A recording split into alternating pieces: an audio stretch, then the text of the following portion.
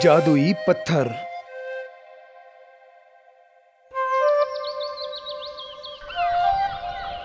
आज बड़ा ही खूबसूरत दिन था। जंगल में ठंडी ठंडी हवा चल रही थी और सभी जानवर आराम से टहल रहे थे। बंदर, हाथी और लोमड़ी की अच्छी दोस्ती थी, इसीलिए वे तीनों साथ साथ घूम रहे थे। तभी अचानक से बंदर को झाड़ियों के बीच कुछ चमकती चीज दिखाई दी। वो क्या है मोटा भाई? क्या? कहाँ? वहाँ देखो, झाड़ियों में कुछ चमक रहा है।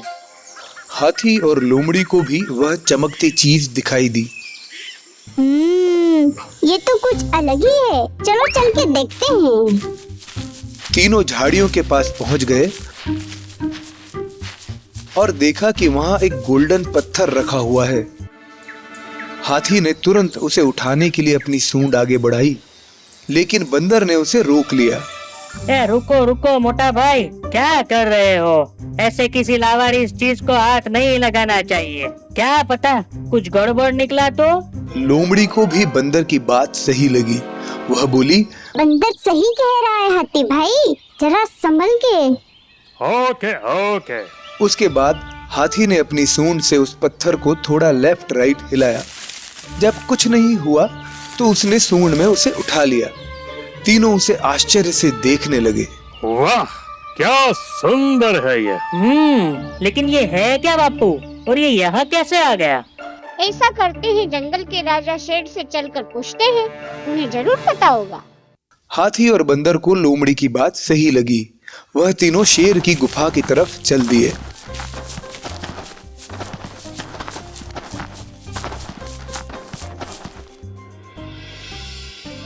शेर अपनी गुफा के पास ही एक चट्टान पर बैठा था। जंगल के सूखे तालाब को देख रहा था।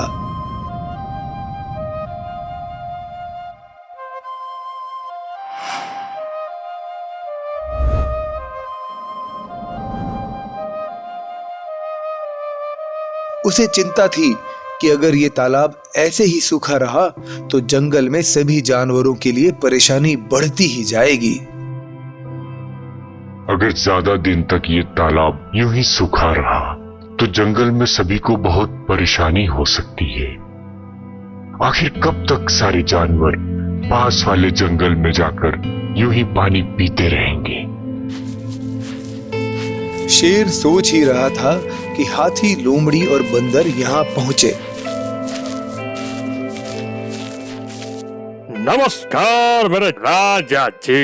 नमस्ते राजा जी। टिंकू का भी आपको नमस्कार है राजा जी। नमस्कार। क्या बात है, आज तुम तीनों यहाँ कैसे? हाथी ने तुरंत शेर को वह चमकता हुआ पत्थर दिखाया और बोला, हमें जंगल में झाड़ी के पास ये मिला है। देखने में तो बहुत ही सुंदर लग रहा है, लेकिन ये है कि समझ में नहीं आ रहा है। हमें समझ में ही नहीं आ रहा था तो सोचा आपसे ही पूछ ले। अच्छा, लाओ जरा मैं भी तो देखूं। शेर ने हाथी की सूंड से वह चमकता हुआ पत्थर अपने हाथ में लिया और उसे ध्यान से देखने लगा। थोड़ी देर बाद शेर ने कहा, अरे वाह, ये तो विशिंग स्टोन है। Wishing stone? ये क्या होता है महाराज? इसे अपने हाथ में लेकर जो भी विश मांगोगे वो पूरी हो जाएगी। यह सुनते ही तीनों बहुत ही खुश हो गए। फिर तो मजा ही आ जाएगा, हम सब अपने विशेष पूरी कर पाएंगे। लेकिन तभी शेर ने ऐसी बात बताई कि सभी के चेहरे उतर गए। नहीं हाथी, ऐसा नहीं है। ये स्टोन सिर्फ एक ही बार काम करता है। हम में से कोई एक ही इस पत्थर से विश मांग सकता है।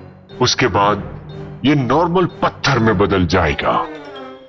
इतना सुनना था कि हाथी, बंदर और लोमड़ी आपस में बहस करने लगे।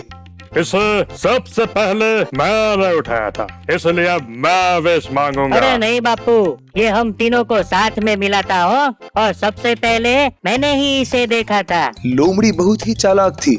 वह तुरंत बोली, लेकिन मैंने ही कहा था कि राजा जी के पास चलो।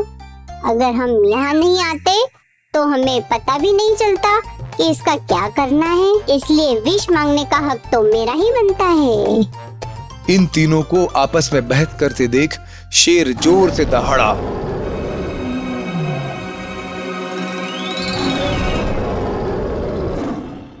चुप रहो, तुम में से कोई भी विष नहीं मांगेगा।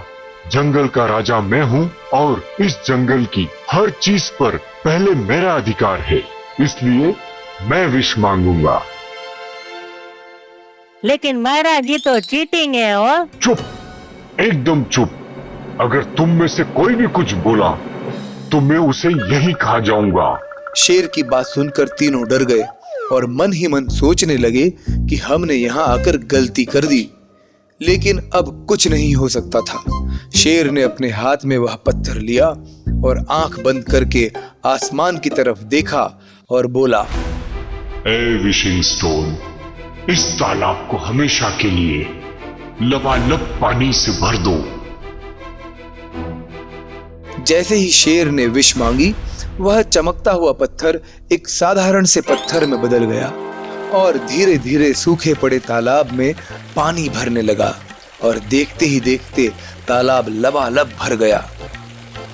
उसे देख हाथी, बंदर और लोमड़ी भी खुश हो गए। अरे वाह, मैं तो यही मांगने वाला था कि मेरी सूंड इतने लंबे हो जाए कि मैं पास के जंगल तक जाए बिना यहीं से पानी पी सकूं। लेकिन अब मुझे उसकी कोई जरूरत नहीं है। मैं भी इसीलिए पंख मांगना चाहती थी, ताकि उड़ के दूसरे जंगल के तालाब तक जा सकूं। मैं भी वही सोच रहा था बापू कि काश मैं एक जंप पे वहाँ पे जा सकूं और पानी पी के वापस आ सकूं। मुझे मालूम था कि तुम तीनों सिर्फ अपने ही फायदे की विष मांगोगे। अब तुम्हें समझ में आ जाना चाहिए कि मैंने तुम्हें क्यों विष नहीं मांगने दी। समझ गए महाराज, हम तो सिर्फ अपनी भलाई के लिए सोच रहे थे, पर आपने तो पूरे जंगल के बारे में सोचा। चलो अच्छा हुआ, ऐसे ही सही। आखिर तुम्हें बात समझ तो आई। इस तरह जंगल के राजा ने अपना स्वार्थ ना देखते हुए पूरे जंगल की भलाई के लिए विष मांगी और सभी के लिए पानी की व्यवस्था कर दी।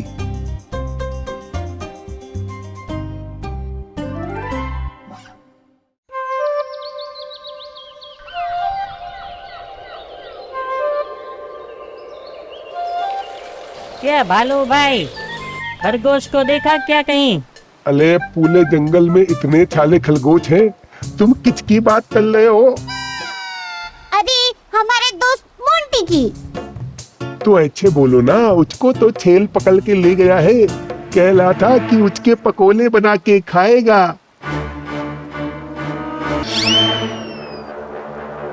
हैं? मेरे दोस्त के पकोड़े? अरे तुम क्यों तुतला रहे हो भाई? मेरी नकल कर रहे हो? सोली वो गुच्छे में अच्छा निकल गया। अरे फिर से मेरी नकल कर रहा है ये। अरे सॉरी मोटा भाई। मिलिए हमारे नए दोस्तों से ओनली ऑन सीसो टून्स।